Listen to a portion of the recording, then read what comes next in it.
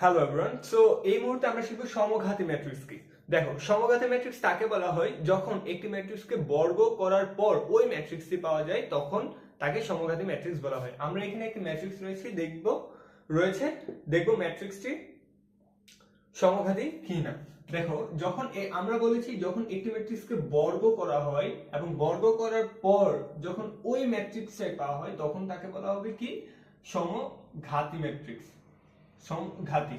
So এই ম্যাট্রিক্সটি সমঘাতী কিনা আমরা যাচাই করব। দেখো, a কে কি করতে হবে, প্রথমে বর্গ করতে হবে। বর্গ করলে আমরা পাই a ডট a বলতে বোঝায় 4 1 12 3 গুণন আবার এই ম্যাট্রিক্সে 4 1 12 3। তাহলে আমরা যেটা পাচ্ছি সেটা হচ্ছে যে ম্যাট্রিক্সের গুণ। এখন গুণ করে আমরা দেখব কি হয়। 4 4 16 মাইনাস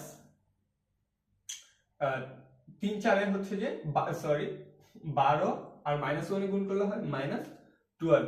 তারপর 4 আর -1 এ গুণ করলে -4, -1 -3 গুণ করলে হচ্ছে +3, 12 আর 4 এ গুণ করলে হচ্ছে যে 48